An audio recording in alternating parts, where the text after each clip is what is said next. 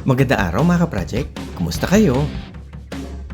Magpapalit na pala ako ng bagong helmet mga ka-project para mas safe ang ride natin pag nag-scooter ako. Kaya napaisip ako kung anong pwede kong gawin dito sa helmet ko. Kaya naisip ko na gayahin yung Gundam RX 78-2 na helmet. Pero sinubukan ko munang drawingan yung picture ng helmet ko. Kung pwede nga ba siyang gawin na Gundam helmet. Tapos, kasama ulit ako sa cosplay nila Carl at Mika. Pero, bago ko gawin yan, gusto ko sana mga ka-project, maka 1,000 likes tayo sa video na to. At mag-comment din kayo ng Gundam helmet. At i-share nyo din itong video ko. At para makapag-prepare din ako ng mga gamit mga ka-project.